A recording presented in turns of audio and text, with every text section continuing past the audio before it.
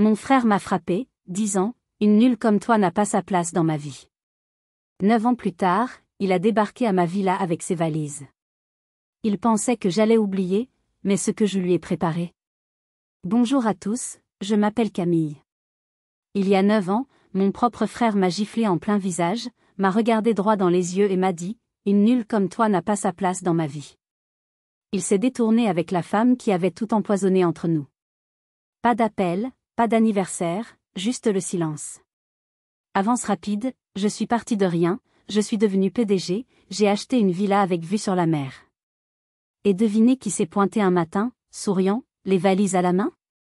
Il pensait que j'allais oublier. Il pensait que j'allais céder. Mais ce que je leur avais préparé, ils ne l'ont jamais vu venir. Avant que je vous raconte tout en détail, j'aimerais savoir d'où vous me regardez. Dites-moi dans les commentaires de quelle ville ou de quel pays vous êtes, et quelle heure il est chez vous en ce moment. C'est parti. L'air sentait le charbon de bois, la bière et beaucoup trop de politesse forcée. C'était un dimanche soir chaud à Lyon, dans le jardin de la maison de mes parents où mon frère Bastien organisait un barbecue. Il y avait les suspects habituels, les cousins qui prenaient des nouvelles, les oncles déjà un peu ivres, et quelqu'un qui faisait brûler les merguez en prétendant savoir ce qu'il faisait. Je me tenais à l'écart, un gobelet en plastique à la main, hochant la tête, souriant, faisant semblant. Je ne voulais pas être là, mais je revenais chaque année, espérant que cette fois serait différente, qu'ils arrêteraient peut-être de me traiter comme si j'étais juste un reste, un surplus. Ma belle-sœur, Solange, portait son sourire habituel, celui qui n'atteignait jamais ses yeux. Elle flottait d'un groupe à l'autre, tout en elle criait, « C'est moi qui dirige cette famille. » Et le plus triste, c'est qu'elle n'avait pas tort. « Camille, ma chérie, » dit-elle un peu trop fort, posant sa main manucurée sur mon épaule comme si elle faisait une œuvre de charité. Toujours entre deux contrats, hein? Ça doit être agréable, tout ce temps libre. La remarque a fait plus mal qu'une gifle. Quelques personnes à proximité ont gloussé. Des rires discrets, nerveux, mais suffisants pour que ça pique. Bastien n'a pas dit un mot. Il a juste pris une autre gorgée de sa bière, les yeux fixés sur la pelouse comme si elle lui devait quelque chose. En fait, je suis freelance maintenant, ai-je répondu, en gardant ma voix stable. C'est flexible. Ça paie bien. Solange a penché la tête. Flexible, c'est une jolie façon de dire que tu vis du travail des autres, tu ne trouves pas? Quelque chose en moi s'est fissuré, juste un peu, mais je n'ai pas répondu. Pas encore. Bastien a finalement parlé. Elle a raison, Camille.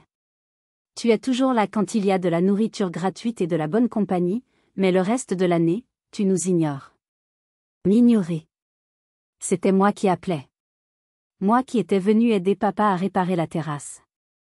Moi qui avais prêté de l'argent à Bastien quand lui et Solange étaient sous l'eau avec leur prêt immobilier.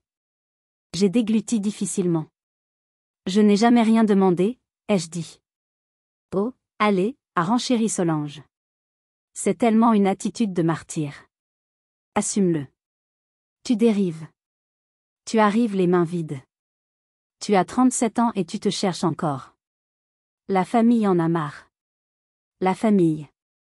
Comme si je n'en faisais pas partie. J'ai regardé autour de moi. Personne n'a pris ma défense. Ni ma tante Marie, que j'avais conduite à l'hôpital à 2 heures de route. Ni mon oncle Pierre, dont j'avais réparé l'ordinateur l'été dernier. Ils fixaient tous le fond de leur verre. Et puis j'ai vu ma mère, assise tranquillement sur le porche, tenant quelque chose de petit dans sa main. Elle a croisé mon regard, puis a détourné les yeux. Son expression était illisible. Ma poitrine s'est serrée. Je me suis retournée vers Solange, prête à dire quelque chose, n'importe quoi. Mais Bastien s'est interposé. Ses yeux étaient vitreux, sa voix trop forte. Tu te crois meilleur que nous, n'est-ce pas, a-t-il craché. Mais tu n'es rien, Camille. Tu n'as jamais été rien. Le silence était épais. C'est vraiment ce que tu penses de moi, ai-je demandé, ma voix se brisant malgré moi. Bastien s'est approché. Une nulle comme toi n'a pas sa place dans ma vie. Et puis il a levé la main. La gifle a été dure et rapide. Mon gobelet a volé. J'ai senti mes genoux fléchir. Personne n'a bougé. Pendant une seconde, tout ce que j'entendais, c'était le bourdonnement des cigales et mon propre cœur qui battait comme un tambour de guerre. J'ai revu ma mère, toujours sur le porche, immobile. Mais dans sa main se trouvait l'objet que j'avais vu plus tôt, une montre à gousset, celle de papa, fissurée. Elle s'est levée, s'est approchée de moi, et sans un mot, l'a placée dans ma paume, puis m'a tourné le dos. Ce n'était pas un geste d'amour. C'était un point final. Je suis partie cette nuit-là, le cœur en miettes, sans savoir que ce n'était que le début de leur acharnement. Je n'ai pas dit au revoir. J'ai marché droit vers ma voiture, le goût du sang dans la bouche et le silence derrière moi. Personne n'a couru après moi. Cette nuit-là, j'ai dormi dans ma Twingo sur le parking d'une pharmacie ouverte 24h24, garée sous un néon vacillant qui grésillait comme un mauvais souvenir. J'ai fixé le pare-brise jusqu'à ce que le matin arrive et que la douleur froide dans ma poitrine commence à sembler permanente. 3 semaines plus tard, j'ai fait 2 sacs de sport et j'ai quitté Lyon pour de bon. L'île n'était pas un plan. C'était juste le premier endroit où j'ai trouvé un loyer pas cher et une annonce sur le Bon Coin qui cherchait de l'aide dans un entrepôt. J'ai accepté. Je dormais sur un matelas par terre dans un studio aussi petit que je devais déplacer la poubelle pour ouvrir le frigo. Personne ne me connaissait là-bas. Et c'était le but. Pendant les 2 premières années, je n'ai pas parlé de ma famille. Pas une seule fois. Ni à mes collègues, ni à la voisine qui me demandait toujours si j'allais bien. J'ai gardé la tête baissée, j'ai pris toutes les heures supplémentaires qu'on voulait bien me donner, et j'ai essayé de ne pas penser aux anniversaires, au repas de Noël ou aux lumières de la fête des Lumières à Lyon. Mais on ne peut enterrer les choses que jusqu'à une certaine profondeur. La 3e année, j'ai fini aux urgences le jour de mon anniversaire. Je m'étais évanouie à cause de la déshydratation, un coup de chaud après avoir chargé des camions tout l'après-midi en plein soleil. Quand j'ai repris connaissance, l'infirmière m'a demandé si quelqu'un venait me chercher. J'ai dit non. Je lui ai dit que j'appellerais quelqu'un, mais je ne l'ai pas fait. Je suis rentrée à pied de cet hôpital avec une ordonnance dans une poche et une recommandation pour voir un psychologue dans l'autre. Je n'ai jamais utilisé ni l'une ni l'autre. Je n'étais pas encore en colère, juste vide. Ça, c'est venu plus tard. La 5e année, le silence n'était plus seulement douloureux. Il a commencé à se sentir personnel. Bastien n'a jamais cherché à me joindre. Pas même après que j'ai déménagé. Pas même après que j'ai posté une fois sur Facebook que j'étais à l'hôpital. Juste un « like » de quelqu'un que je ne connaissais même pas. C'est là que j'ai écrit la lettre. Je n'ai pas écrit pour me disputer. Je n'ai pas écrit pour ressasser cette nuit-là. J'ai juste dit qu'il me manquait. J'ai dit que j'espérais qu'on pourrait parler. Peut-être pas tout de suite. Peut-être pas face à face. Juste quelque chose. Je l'ai posté à son adresse à Lyon. Pas d'adresse de retour, juste son nom. Il m'a fallu 3 semaines pour avoir une réponse. Mais ce n'était pas l'écriture de Bastien sur l'enveloppe. C'était celle de Solange. À l'intérieur, une lettre tapée à l'ordinateur, froide, précise, clinique. Elle commençait par « Camille, ton incapacité à assumer la responsabilité de la douleur que tu as causée à cette famille est épuisante. » Elle parlait de mon schéma de victimisation. Comment je drainais les gens émotionnellement. Comment Bastien avait avancé dans sa vie. Il y avait une ligne dont je me souviens mot pour mot, tu n'as jamais été rejeté. Tu n'as simplement pas supporté les conséquences de ton propre égoïsme. Je l'ai lu 2 fois, puis une 3e. En bas, aucune signature de Bastien. Juste la sienne. Elle avait intercepté ma lettre. Il ne l'avait jamais vue. C'est à ce moment-là que j'ai réalisé que je pouvais crier dans le vide pour toujours. Personne ne viendrait me sortir de là. J'ai fixé cette lettre pendant des heures, la façon dont elle présentait tout comme si j'étais un parasite qui avait finalement été enlevé. J'ai essayé de me dire qu'elle le protégeait peut-être, que peut-être il ne se souciait vraiment pas assez pour demander. Mais au fond, je savais. Ce soir-là, j'ai déchiré sa lettre et j'ai ouvert mon vieil ordinateur portable. Mon ancienne vie était terminée. Une nouvelle commençait. Je ne l'ai pas annoncé, vous savez. Je n'ai pas posté de citation sur les réseaux sociaux ou acheté un carnet avec le mot « ambition » sur la couverture. Je me suis juste mise au travail. Le lendemain du jour où j'ai déchiré la lettre de Solange, j'ai ouvert un vieil ordinateur portable que quelqu'un m'avait donné pour 20 €. Il soufflait plus fort que la climatisation de mon appartement, mais il s'allumait. C'était suffisant. J'ai commencé à regarder des vidéos sur YouTube sur le développement web, JavaScript, Python, tout ce qui semblait assez compliqué pour effrayer la plupart des gens. Puis j'ai recommencé depuis le début, encore et encore. J'ai échoué à tous les exercices au début. Je n'arrivais pas à faire à un bouton ce qu'il était censé faire. Je ne comprenais pas comment fonctionnaient les boucles. Mais la frustration, c'était mieux que le silence. Je chargeais des camions à l'entrepôt jusqu'à 3 heures du matin, puis je dormais quelques heures, je me réveillais et je retournais directement à l'écran. Je n'avais pas de petit ami, pas de projet pour le week-end, pas de distraction, juste cette voix dans ma tête, la sienne, qui disait « Tu ne construiras jamais rien par toi-même ». Cette voix me suivait comme une ombre. Chaque fois que je voulais abandonner, je l'entendais. Quand j'ai finalement réussi à faire fonctionner mon premier programme, Hello World, j'ai murmuré « Prends ça, Solange ». Après 2 ans, j'avais construit quelque chose de décent. Une application simple pour planifier les tournées d'inventaire, destinée aux petits entrepôts comme celui où je travaillais. Je l'ai montré à mon chef.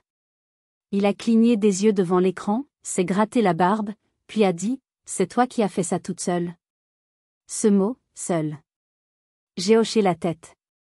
Une semaine plus tard, son beau-frère, un type dans l'informatique, l'a envoyé à une ESN, entreprise de services du numérique, en ville qui faisait des logiciels de logistique. Ils ont demandé à me rencontrer. Je suis arrivée dans un blazer de friperie, nerveuse et transpirant à travers mon t-shirt. Le type qui me faisait passer l'entretien avait l'air de ne pas avoir dormi depuis 3 jours. Il a parcouru ma démo en silence, puis m'a regardé et a dit « C'est brut, mais c'est authentique. On peut travailler avec ça. » C'était la première fois dans ma vie d'adulte que quelqu'un en dehors d'une caissière de supermarché me qualifiait de « précieuse ». Ils m'ont embauchée au niveau junior. Salaire de base, mais je m'en fichais. Je me souviens être assise dans ma vieille voiture sur leur parking, agrippant le volant à 2 mains, murmurant « Tu l'as fait, ma grande. Tu l'as fait. » 6 mois plus tard, ils m'ont passé à temps plein. J'ai arrêté de charger des camions. J'ai acheté un vrai bureau. J'ai remboursé mon dernier crédit à la consommation. Je n'ai toujours pas appelé mon frère. Le succès ne comble pas le vide. Il change juste sa forme. Après avoir reçu une lettre aussi cruelle, remplie de mensonges et de haine, qu'auriez-vous fait à ma place? Auriez-vous essayé de vous justifier, de vous battre, ou auriez-vous fait comme moi, en utilisant cette injustice comme carburant? Dites-le moi dans les commentaires, votre avis m'intéresse vraiment. Le printemps suivant, mon entreprise m'a envoyé à un salon technologique à Paris. J'ai failli ne pas y aller. Je n'avais pas une seule chemise qui n'ait pas de taches, mais mon manager a dit, c'est une bonne visibilité. Serre des mains. Mange la nourriture gratuite. Alors, j'y suis allée. Et c'est là que tout a commencé à basculer de manière spectaculaire. Marcher dans les allées du salon, c'était comme entrer sur une autre planète. Des stands polis, des gens avec des titres fantaisistes, de jeunes PDG distribuant des cartes de visite comme des bonbons. Et puis, sorti de nulle part, quelqu'un a appelé mon nom. Camille? Je me suis retournée, m'attendant à moitié à ce que ce soit une erreur. Ce n'était pas le cas. C'était Léo Martin. Nous étions allés à l'université ensemble. Il s'asseyait derrière moi en salle informatique, me demandant toujours de réparer son login. Je ne l'avais pas vu depuis près de 15 ans. Léo, ai-je dit en clignant des yeux. Mec, regarde-toi. Il a souri. Regarde-toi. Je ne pensais pas te voir dans un endroit comme celui-ci. Nous avons fini par prendre un café dans un coin du lieu, loin du bruit. Il s'est avéré que Léo s'était lancé dans le capital risque. Il avait cofondé quelques startups et cherchait des talents pour un nouveau projet axé sur l'IA. Nous avons parlé pendant 1 heure. Je lui ai parlé un peu de mon application, de l'ESN. Pas tout, juste assez. Puis il s'est penché et a dit, tu sais, à la fac, j'ai toujours pensé que tu étais trop intelligente pour être coincée dans cette ville. J'ai souri, mais je n'ai rien dit. Puis il a ajouté, nous construisons quelque chose. C'est à un stade précoce. Nous avons besoin de quelqu'un qui comprend le code, mais qui comprend aussi la douleur, les vraies choses de la vie, pas seulement les algorithmes. Ça m'a fait redresser. Écoute, a-t-il dit, j'ai des diplômés de HEC qui font la queue pour ça, mais aucun d'eux n'a jamais été giflé par sa propre famille, n'a jamais dormi dans sa voiture. Toi, si. Ça veut dire que tu penseras différemment. Ça m'a frappé plus fort que n'importe quelle offre d'emploi. Pourtant, j'ai hésité. Je lui ai dit que j'y réfléchirais. Cette nuit-là, de retour à l'hôtel, je me suis assise dans le noir et j'ai pensé à tout ce que j'avais traversé. À Lyon, à Bastien, à la gifle, à Solange et sa lettre froide. Tu ne construiras jamais rien par toi-même. J'ai ouvert mon ordinateur portable et j'ai fixé un écran vide. Et puis j'ai commencé à taper un plan. Léo n'est pas devenu mon patron. Il est devenu mon mentor. Il a vu en moi non pas une victime, mais une survivante. Il a investi dans mon projet, mais plus important encore, il a investi en moi. Il m'a appris les règles du jeu, comment naviguer dans ce monde d'hommes en costume qui ne voyaient en moi qu'une développeuse provinciale. Il m'a appris à transformer mes cicatrices en armure. Il m'a présenté à son réseau, m'a appris à pitcher mon idée non pas comme un produit, mais comme une révolution. Il disait toujours, les gens n'achètent pas ce que tu fais, ils achètent pourquoi tu le fais. Et ton « pourquoi » est plus puissant que n'importe quel autre. Pendant 4 ans, nous avons travaillé sans relâche. Nous avons affiné l'application, l'avons fait passer d'un simple outil d'inventaire à une plateforme logistique complète basée sur l'IA, capable de prédire les ruptures de stock et d'optimiser les chaînes d'approvisionnement. Nous avons levé des fonds, embauché une équipe, et notre petite start-up est devenue une entreprise qui comptait. Ce que nous avons construit a dépassé toutes mes espérances. Et c'est là que, 9 ans après ma chute, le passé est revenu frapper à ma porte. Notre entreprise a explosé. Je suis devenu PDG. Je me suis offert une villa sur la Côte d'Azur, près de Nice. Une de ces maisons modernes avec des baies vitrées qui donnent l'impression de flotter au-dessus de la Méditerranée. Comptoir en marbre, lumière intelligente, tout ce que je pensais n'existait que dans les magazines. Et pourtant, la plupart des soirs, je cuisinais de la même façon. Des œufs et du pain grillé, mangés debout près de la cuisinière comme avant, quand on me coupait l'électricité. L'argent ne m'avait pas changé. Mais le silence m'avait rendu plus affûté. Un jour, une interview que j'avais donnée pour un podcast est devenue virale. Pas pour des raisons techniques. La journaliste m'avait demandé, avez-vous déjà souhaité que votre famille soit plus impliquée dans votre ascension ? J'ai hésité, puis les mots sont sortis tout seuls. Parfois, la famille n'est pas celle qui vous a élevé, mais celle qui vous a respecté. Cette phrase a été découpée, partagée, transformée en mème.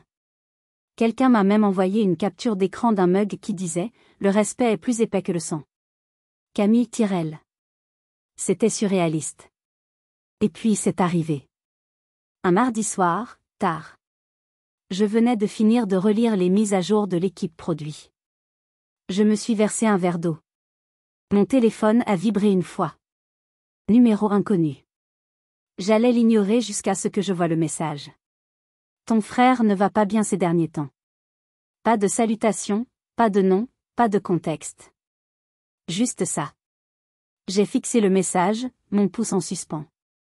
9 ans. Pas un appel, pas une carte. Pas même un « Comment vas-tu ?» Et maintenant ça. J'ai vérifié le numéro. Indicatif hors de ma région, non enregistré. Mais je connaissais cette façon de taper, cette formulation formelle et coupée, cette froide chaleur. C'était ma mère. Je me suis assise, le cœur non pas battant, mais sombrant comme une pierre dans l'eau profonde. Je n'ai pas répondu. Au lieu de cela, j'ai posé le téléphone face contre table, je suis sortie sur la terrasse, j'ai laissé la brise me frapper un peu le visage. Je ne savais pas si le message était de l'inquiétude, de la culpabilité ou un appât.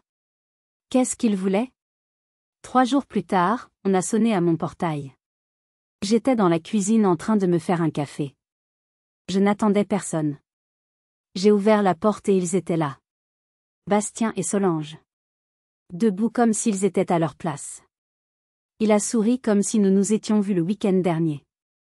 Petite sœur, a-t-il dit, les bras ouverts comme pour une blague. Tu ne vas pas me laisser en plan? Je n'ai pas bougé. Solange s'est avancée devant lui, les yeux brillants, impeccables. Même teinte de rouge à lèvres dont je me souvenais il y a 9 ans. Camille, waouh, tu as vraiment fait quelque chose de toi. Cet endroit est magnifique. Je suis restée silencieuse, laissant le silence s'étirer entre nous comme du fil de fer barbelé. Ils attendaient une invitation à entrer. Je n'en ai pas donné. Bastien, toujours l'acteur, a juste gloussé et est passé à côté de moi comme s'il était chez lui. Leur présence dans ma maison était surréaliste. Je leur ai dit que j'avais besoin de réfléchir, mais je savais déjà que j'étais face à un choix impossible.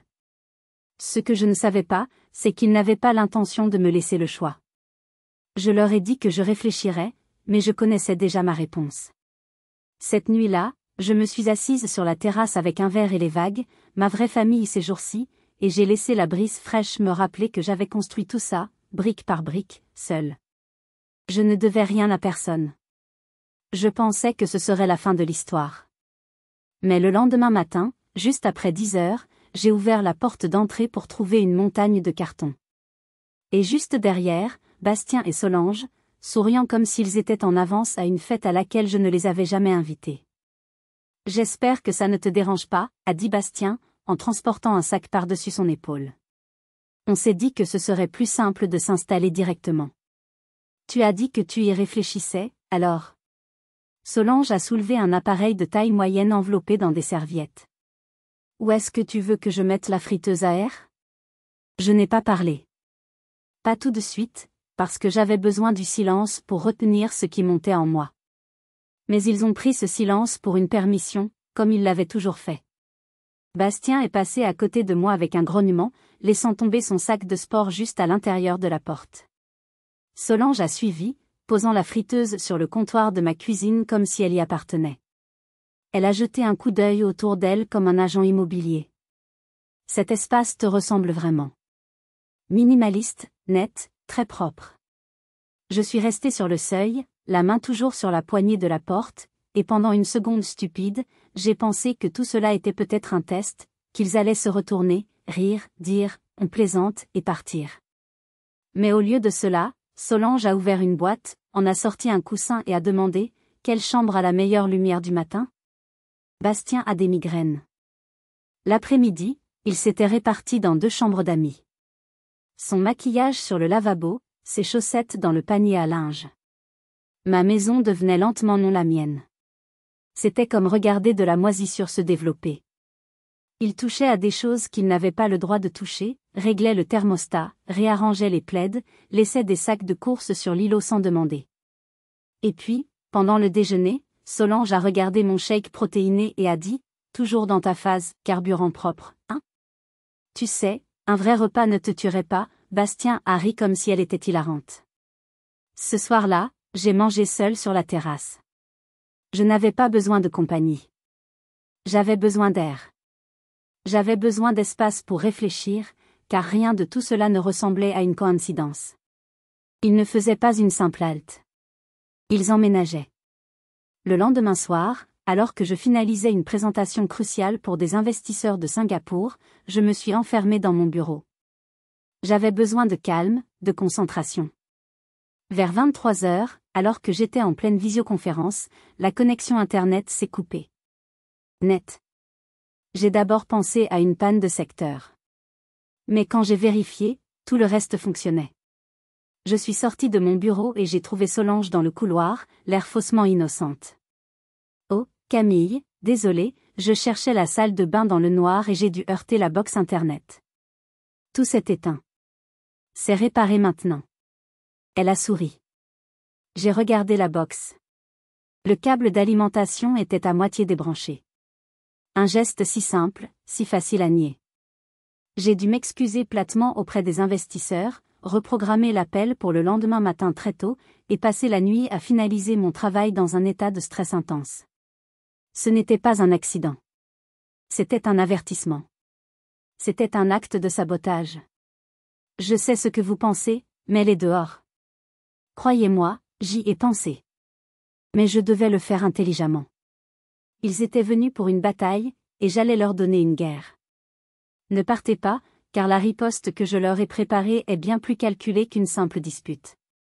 Le lendemain, je ne leur ai rien dit à propos de l'incident de la box Internet. J'ai agi comme si de rien n'était, j'ai fait mon appel avec les investisseurs, j'ai souri poliment quand je les ai croisés. Ils ont pris mon silence pour de la faiblesse. Grosse erreur. Pendant qu'ils étaient sortis faire des courses, j'ai appelé mon avocat. Je lui ai tout expliqué. Il n'a pas été surpris. Il m'a dit, quand les gens sont désespérés, ils deviennent dangereux. Il faut poser un cadre légal. Immédiatement. Le jour suivant, je les ai attendus à l'îlot de la cuisine. Ils sont arrivés vers midi, Bastien en bâillant, Solange sur son téléphone. Bonjour, a-t-elle dit comme si nous étions colocataires, comme si le passé n'était jamais arrivé. J'ai fait glisser les documents sur le comptoir, sans dire un mot. Bastien a haussé un sourcil, en a pris un. Qu'est-ce que c'est que ça, a-t-il demandé, essayant de rire, mais il y avait une lueur derrière sa voix, comme s'il savait déjà. J'ai gardé mon ton plat. Vous êtes mes invités. Ceci définit ce que cela signifie. Solange a levé les yeux. Son sourire a vacillé. Bastien a parcouru la première page. Frangine, allez. Sérieusement, des papiers légaux? Je n'ai pas répondu. J'ai juste croisé son regard. J'ai attendu. Il a tourné à la deuxième page. Tu as demandé à un avocat d'écrire ça? Oui. Solange a fait le tour de l'îlot, a pris le deuxième exemplaire. Son silence a duré un temps de trop. Aucune modification de la propriété. Pas d'invité sans permission. Les espaces partagés restent sous la discrétion du propriétaire. Elle lisait comme si elle goûtait quelque chose d'acide. Séjour maximum de 30 jours. Elle l'a posé brutalement. Waouh, a-t-elle marmonné. Tu penses vraiment que ça fait de toi quoi? Meilleur que nous? Non, ai-je dit. Ça me rend clair. Bastien a secoué la tête en se moquant. C'est froid, ça, Frangine. Je l'ai regardé. J'ai laissé le silence s'étirer. Il ne s'agit pas d'être froid, ai-je dit. Il s'agit de respect. Solange s'est penchée, les bras croisés. Sa voix était plus aiguë maintenant. Tu sais, tu te promènes ici comme une reine qui s'est faite toute seule, mais tu ne te souviens même pas qui te nourrissait quand tu avais 15 ans, qui payait ton ticket de bus quand tu étais fauché. Je me souviens de tout, ai-je dit. C'est pourquoi ce n'est pas une faveur. C'est une limite.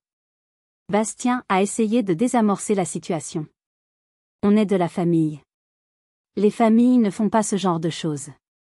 Les familles ne s'installent pas chez toi sans demander. Il n'a pas eu de répartie. Mais Solange, elle a craqué. Tu te crois au-dessus de nous maintenant, a-t-elle sifflé. Tu ne sais même pas ce qu'il a fait pour cette famille. Bastien a tourné la tête rapidement. Solange, non. Elle était déjà partie. Non, a-t-elle aboyé. Il veut la vérité. Donnons-la lui. Puis sa voix s'est brisée, aussi tranchante que du verre brisé sur du carrelage. Il a perdu notre maison, Camille. Tout. La pièce est devenue immobile. Bastien avait l'air de quelqu'un à qui on avait coupé le souffle. Solange a continué, amère maintenant, se déballant. Blackjack, paris sportif, prêt. Je l'ai supplié d'arrêter, mais ça n'a pas d'importance. Il a continué à courir après, comme si la prochaine main allait tout arranger. Elle a pointé le plafond. C'est pour ça qu'on est là. Pas parce que tu nous manquais, mais parce qu'on n'avait nulle part où aller. Bastien n'a pas nié. Il est juste resté là, à fixer le vide. J'ai senti quelque chose changer en moi. Pas de la sympathie, pas de la colère. Le contrôle. Tu veux qu'on signe ton précieux petit papier, a-t-elle lancé. Très bien. Elle a attrapé un stylo, a griffonné son nom en bas, puis l'a poussé vers Bastien. Il a hésité, mais il a signé. Pas parce qu'il le voulait, mais parce qu'il n'avait pas le choix. Ils avaient signé. Je pensais avoir gagné une bataille, avoir posé des limites claires. Mais j'avais sous-estimé leur désespoir et leur méchanceté. La signature de ce papier n'était pas la fin de leur manigance, c'était le début de leur véritable attaque. 3 jours sont passés, calmes, tendus. Ils gardaient leur distance, vous savez, restant pour la plupart assez polis, mais chaque mouvement semblait mis en scène. Solange a commencé à se maquiller davantage à la maison. Bastien sifflait en passant devant mon bureau comme s'il essayait trop fort d'avoir l'air détendu. Ils ont cuisiné un soir, un grand dîner. M'ont dit qu'ils essayaient d'arranger les choses. Je n'ai pas touché à la nourriture. Plus tard cette nuit-là, le tonnerre a grondé au large de la côte. Le vent hurlait à travers les fentes des vitres, faisant trembler le verre juste assez pour donner l'impression que tout l'endroit pourrait s'effondrer. Vers 2h40 du matin, je me suis réveillée au son de mon téléphone qui vibrait. Au début, j'ai pensé que c'était une alerte d'urgence, une alerte météo, peut-être, mais ce n'était pas ça. C'était pire. Des dizaines de notifications, d'appels manqués, de SMS, de mails. Puis les messages ont commencé à arriver plus vite que je ne pouvais les ouvrir. Qu'est-ce qui se passe, Camille? C'est vrai, ça? Cette vidéo de toi en train de crier sur une femme, c'est en tendance. Camille, ça va? J'ai cligné des yeux devant l'écran. Les mots n'avaient pas de sens. Puis j'ai vu la vidéo. Elle était saccadée, mal éclairée, manifestement prise à partir d'images de sécurité, mes propres images de sécurité. Ils avaient utilisé mes propres caméras. Dans le clip, j'étais debout dans la cuisine, les bras levés, non pas de colère, mais au milieu d'une explication, parlant fermement, oui, mais sans crier. Dans le montage, cependant, on aurait dit que je hurlais. Ils avaient inséré l'audio d'une femme qui pleurait. Pas de vrais pleurs, en boucle, faux, creux, juste assez pour donner le ton. La voix ressemblait à celle de Solange. Ils avaient même flouté son visage comme si c'était un documentaire criminel à la télévision. La légende disait, une PDG milliardaire de la tech surprise en pleine dispute conjugale. À 3h15 du matin, la vidéo avait atteint 2 millions de vues. Mon corps est devenu froid. Je suis restée assise, immobile, pendant un long moment. Le téléphone à la main, l'esprit vide. Pas de rage, pas de panique, juste la lente prise de conscience. C'était ça, leur plan. Ils ne pouvaient pas entrer par la porte d'entrée, alors maintenant ils essayaient de brûler la maison. Puis mon avocat a appelé. Camille, c'est pire que ce que nous pensions. Ils ne se sont pas contentés de poster la vidéo. Ils ont envoyé un email anonyme à vos principaux investisseurs, ceux de Singapour inclus. Ils ont joint la vidéo et un texte affirmant que vous êtes mentalement instable, sujette à des crises de colère violentes, et que vous représentez un risque pour l'entreprise. Ils essaient de vous détruire professionnellement. J'étais dévastée.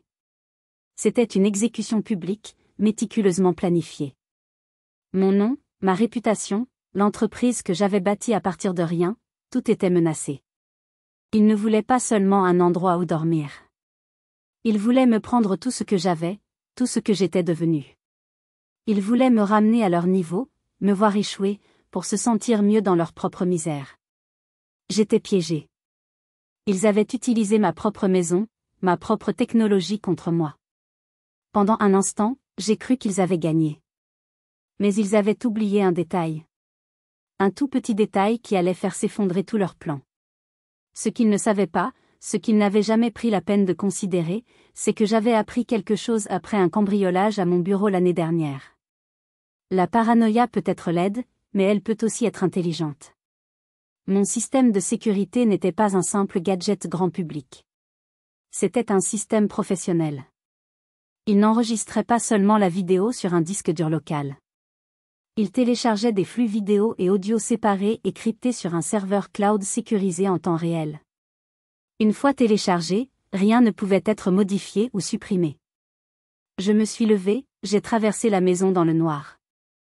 La tempête à l'extérieur couvrait le bruit de mes pas. Bastien et Solange dormaient encore. Je n'ai pas regardé dans leur chambre. Au lieu de cela, je suis allée dans mon bureau, j'ai ouvert le tiroir. À l'intérieur, un disque dur noir, petit, sans marque. Je l'ai branché sur mon ordinateur de bureau. Les images étaient toutes là. Claires, non coupées, brutes. Chaque pièce, chaque mot, l'audio original. Pas de cris, pas de pleurs, juste une femme fatiguée qui fixait des limites dans sa propre maison. Puis je l'ai trouvée. Une semaine auparavant, la chambre d'amis.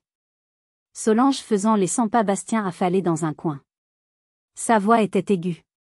Si on le coupe bien, personne ne s'en souciera. C'est faux. On a juste besoin qu'elle ait l'air en colère. C'est tout. Bastien a marmonné, elle nous poursuivra en justice, Solange. Sa réponse a été glaciale. Elle est trop tendre. Elle ne ripostera pas, et puis la phrase qui a tout scellé, de la bouche de mon propre frère, après une hésitation qui a duré une éternité, fais ce que tu as à faire. J'avais la preuve. La preuve irréfutable de leur complot, de leur préméditation. J'ai sauvegardé le clip, ajouté des horodatages, étiqueté chaque fichier. Puis j'ai appelé mon avocat. Il était 4h30 du matin. Il a répondu à la première sonnerie. J'ai tout, ai-je dit, ma voix calme, presque glaciale. L'original. Et mieux encore, je l'ai enregistré en train de planifier le tout. Il y a eu un silence à l'autre bout du fil, puis un petit rire sec. Camille, a-t-il dit, ils viennent de commettre la plus grosse erreur de leur vie. À 5h du matin, les originaux avaient été transmis aux équipes juridiques, aux contacts médias et à mon publiciste. Le plan n'était plus de me défendre. Le plan était d'attaquer. Nous n'allions pas simplement réfuter leurs mensonges. Nous allions exposer leurs tentatives d'extorsion, leur diffamation, leur complot. Nous allions les anéantir avec la vérité. À 6h30 du matin, les gros titres ont commencé à changer. Une fausse accusation d'abus se retourne contre ses auteurs. Une PDG fournit des images de sécurité prouvant une tentative d'extorsion. Un complot familial pour détruire une entreprise technologique révélée par des enregistrements. Les commentaires ont afflué. Ils ont essayé de la ruiner. Elle a joué intelligemment.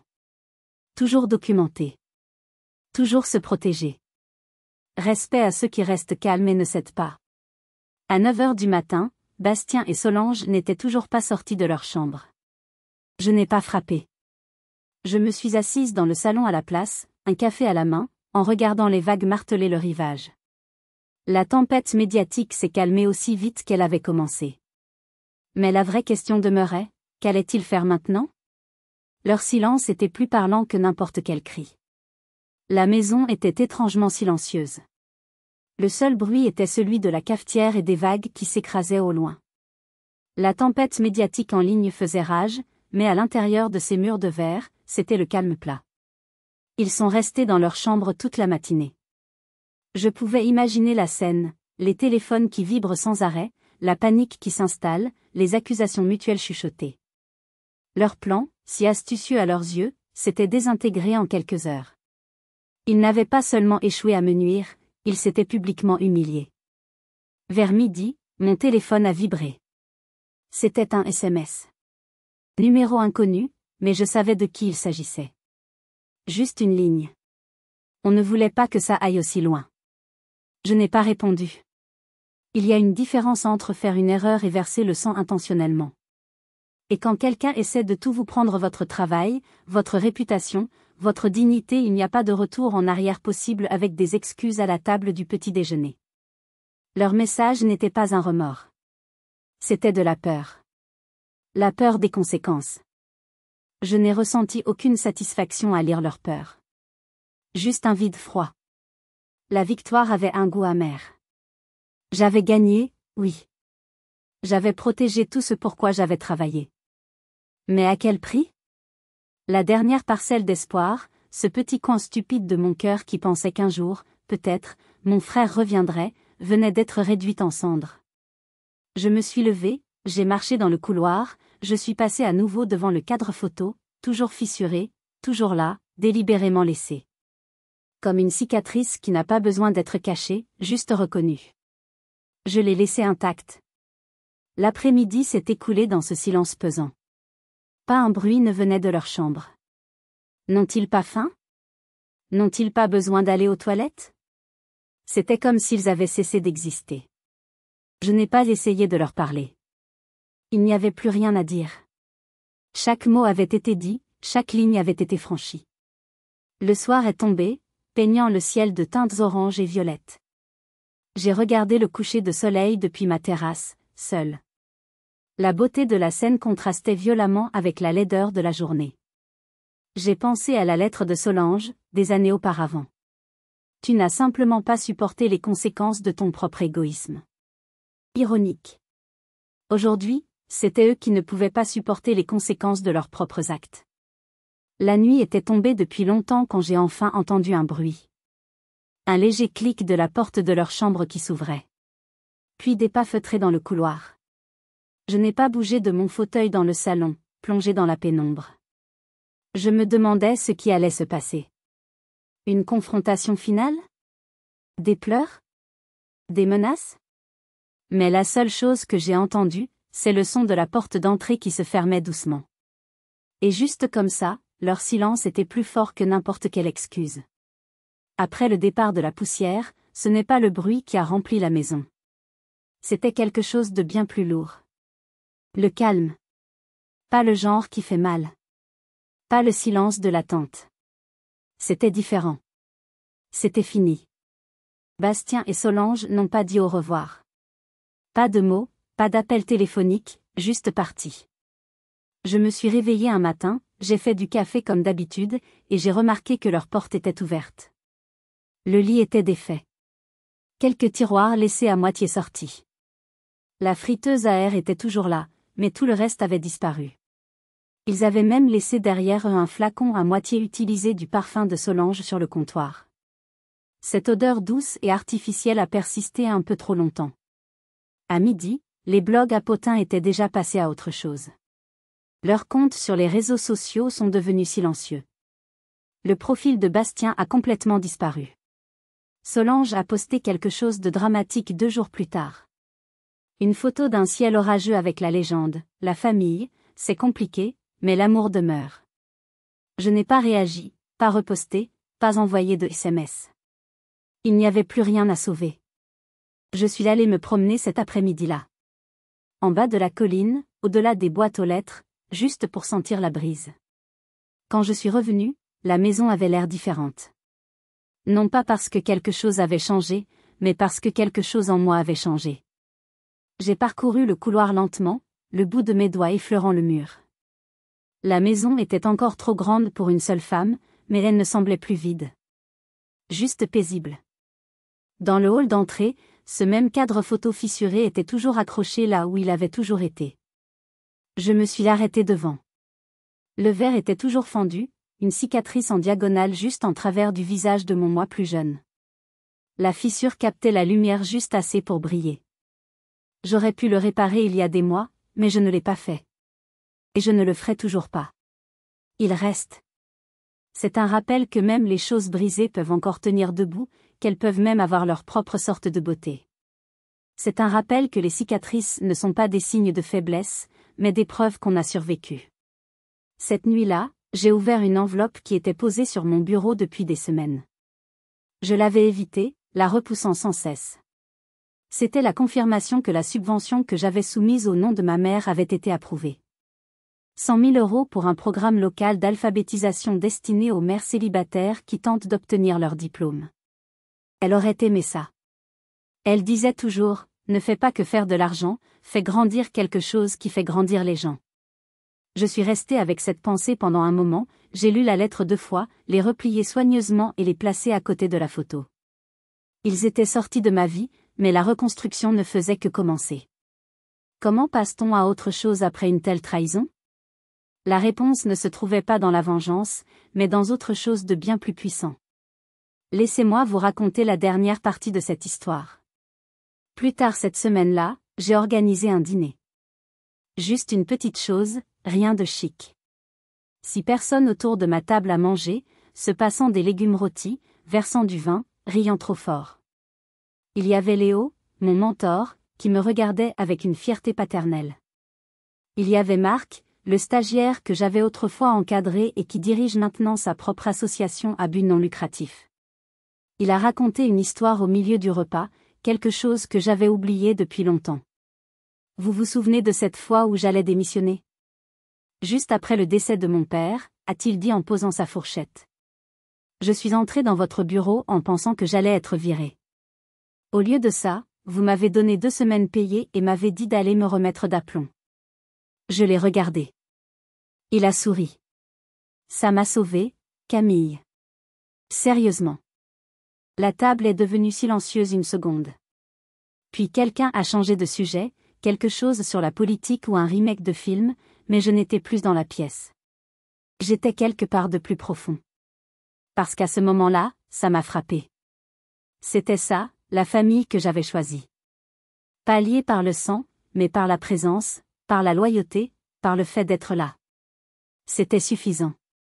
Après le dîner, les gens sont restés, ont rempli leurs verres, se sont disputés sur de la vieille musique, ont échangé leurs chaises. Quand ils sont finalement partis au compte-gouttes vers minuit, je les ai accompagnés à la porte un par un. J'ai nettoyé lentement. Sans me presser. Puis je me suis versé un dernier verre de vin, j'ai éteint les lumières de la cuisine et je me suis tenu devant la grande baille vitrée. Dehors, l'océan était agité, mais pas en colère. La marée se brisait à un rythme doux et régulier, presque comme une respiration. Je suis resté là un moment. La maison derrière moi ne ressemblait plus à une forteresse.